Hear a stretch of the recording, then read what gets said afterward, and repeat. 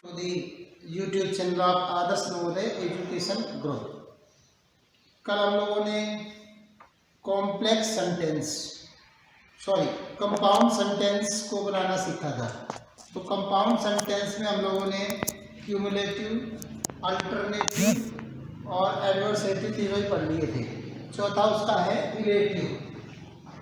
4 number में using relative conjunctions.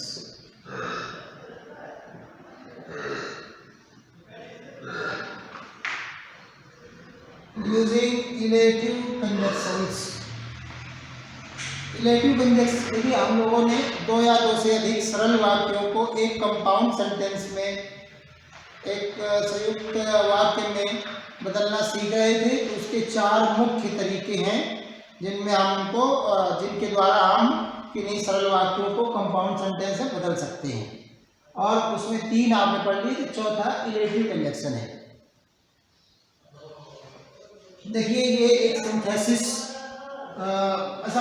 देखिए हमें जो आता है वो सरल होता है, जो नहीं आता वो कठिन होता है। यही सरल और कठिन की परिभाषाएं हैं। लेकिन कुछ टॉपिक्स ऐसे होते हैं जो हायर क्लास के होते हैं, जिनको समझने के लिए नीचे का बेसिक नॉलेज जरूरी होता है। तो वो उसके बिना हमको टॉपिक कई बार हार्ड लगते हैं। तो इसके लिए क्या करना होता है कि जिस जगह पर जहाँ पर हमें कोई प्रॉब्लम जरा सी भी समझ में आ रही है, तो वहाँ पर हमें पूछना होता है। अब यहाँ पर ऑनलाइन क्लास में आप कमेंट के द्वारा पूछ सकते हैं, तो वो ज़रूरी होता है। कई बार हम लोग कोई थम्स अप, थम्स डाउन वगैरह करते रहते हैं, लेकिन उनका कोई फर्क नहीं पड़ता। क्यों? क्योंकि अगर हम अपनी समस्या को बताएंगे नहीं और अपने मन से ही थम्स डाउन, थम्स अप करते रहेंगे, तो उससे कोई फर्क नहीं पड़ता। क्योंकि जब तक पता नहीं चलता है कि थम्स डाउन करने वाले को या थम्स अप करने वाले को क्या समस्या है या क्या अच्छी बात लगती है, तब तक उसका कोई समाधान हो नहीं सकता।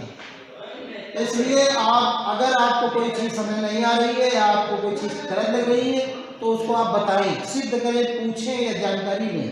केवल थम्स डाउन करने से कोई चीज़ का हल नहीं है। ये बात मैंने अपने वीडियोस के लिए या अदर लोग जो वीडियोस बना रहे हैं उनके लिए कह रहा हूँ कि वो लोग अपनी पूरी मेहनत से वीडियोस बनाते हैं, आपको समझाने की कोशिश करते हैं, लेकिन आपके पास बेसिक जानकारी नहीं है और आप उसको डिसलाइक कर देते हैं। तो ये बात प्रश्न उठता है कि आखिर डिसलाइक किया क्यों? क्या बात है, क्यों डिसलाइक कर दिया? क्या ये चीज़ पढ़ाई जा रही गलत है? तो अगर वो गलत है या उसमें कोई कमी है तो हमें बतानी होती है। अगर हम बता नहीं पा रहे हैं और व्यर्थ में डिसलाइक कर रहे हैं, तो इसका मतलब हमको खुद नहीं आता। तो इन चीज़ों को देखें, इस चीज़ को भी समझें। एक मैं ही नहीं, जितने भी टीचर्स पढ़ा रहे हैं उन सभी को ये जानने का पूरा हक है कि आखिर उनकी पढ़ाई में क्या चीज़ की कमी है। सबसे पहली मुद्दा होता है कि वो गलत ना हो, किसी भी तरह से गलत नहीं होना चाहिए। और दूसरी बात, वो समझाने में ईजीनेस उसे रहे। और लेकिन ये बात कॉन्सेप्चुअल है कि कोई भी हर चीज़ हर तरह के पात्र में नहीं रखी जा सकती। पात्र में उतनी क्वालिटी होनी चाहिए कि वो वस्तु उस पात्र में रखी जा सके। तो इसलिए आप जब भी, मेरी केवल खास रिक्वेस्ट है उन लोगों से जो थंब डाउन कर रहे हैं, वो एक आधे कोई होते हैं, तो वो अपनी समस्या को बताएं। ऐसे कुंठित जीवन जीने की कोई आवश्यकता नहीं है। अब आगे हम लोग पढ़ते हैं रिलेटिव कंजक्शन। परिणामवाचक।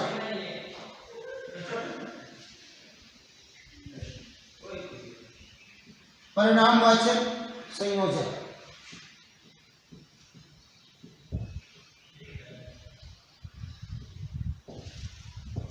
मेरा तो शुरू से ही ये कहना रहा है कि कोई चीज़ समझ में नहीं आती उसे पूछ लें। अगर जो पूछ नहीं रहे हैं वो और व्यर्थ में वीडियो को देख करके अपने समय को, अपने डेटा को बर्बाद कर रहे हैं, ये बहुत ही निंदात्मक है और मूर्खात्मक भी। तो इसलिए आप लोग पूछें। मैं चाहता हूँ कि मेरे जो मैं पढ़ा रहा हूँ उसमें आप कमी बताएं। कमी मुझे जाननी कमी है, और ये भी देखना है कि आप कमी बताएंगे तो आपके कॉन्सेप्ट का भी पता चलता है कि आपको क्या आता है, क्या बेसिक नॉलेज आपके पास है। वह है ही नहीं तो आप पूछ नहीं पा रहे। तो इस तरह से मैं आपको एक उकसाने की कोशिश कर रहा हूँ। चलिए आगे बढ़ते हैं। परिणाम सूचक। देखिए इसमें क्या होता है, इसमें ये जो वाक्य होते हैं ये जोड़े जाते हैं कंजक्शन से। सो, therefore, कई बार ये फॉर से भी जुड़ जाते हैं। तो ये वैसे से, सो और देयरफॉर और हेंस इसलिए, चूंकि नहीं, इसलिए ये वाला शब्द भी परिणाम वाले में रिलेटिव में आ जाता है। देखिए, ही used his full energy,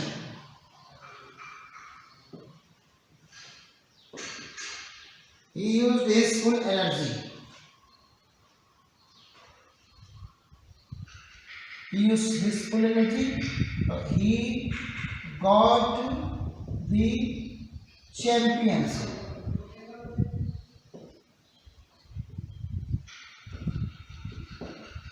he got the championship, he used his full energy, he got the championship। अब इसमें देखिए, इसमें क्या होता है, एक वाक्य जो होता है पहले वाक्य में आए हुए, दूसरा वाक्य पहले वाक्य में आए हुए, जो आई हुई जो क्रिया होती है, उस क्रिया का क्या परिणाम निकल रहा है ये दूसरे वाक्य में दिखाते हैं। तो इससे परिणाम दिखाने वाले वाक्य को पहले वाले वाक्यों से जोड़ दिया जाता है। जैसे इसमें उसने अपनी पूरी एनर्जी का यूज किया, ठीक है, तो इसका क्या परिणाम निकला कि उसने चैंपियनशिप हासिल की, तो ये इसका परिणाम है। तो हम इसको स्टॉप की जगह पर सो देयरफॉर कुछ भी यूज कर सकते हैं।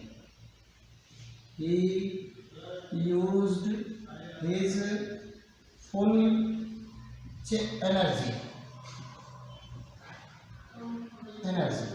so he got the championship।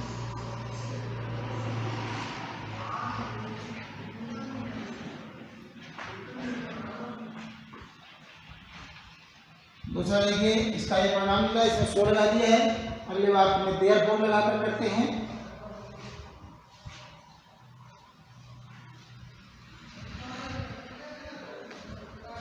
he used his full energy so he got the championship। इसका दूसरा वाक्य देखिए, he studied hard throughout the year, he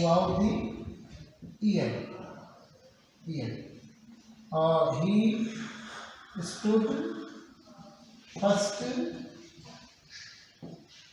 in the class।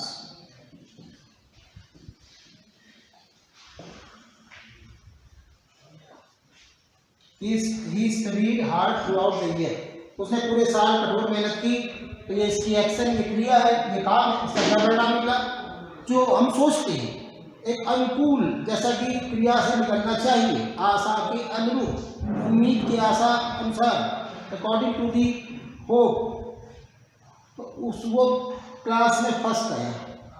तो ये बिल्कुल जैसा होना चाहिए वैसा ही परिणाम निकला, तो देयरफॉर लगा दीजिए। He studied hard throughout the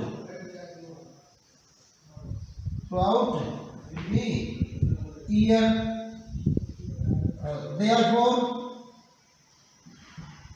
therefore he stood first in the class।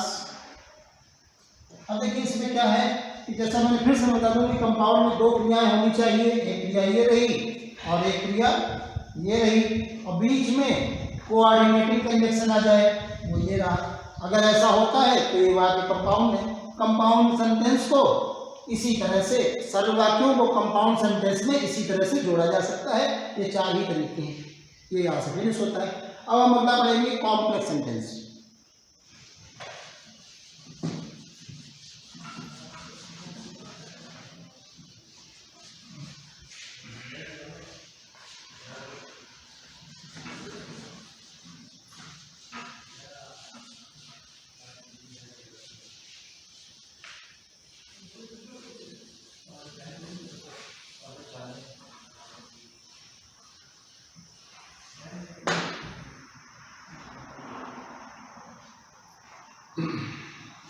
देखिए इसमें क्या रहता है कि ये हमारा तीसरा पार्ट है, ज्वाइनिंग टू और more than 2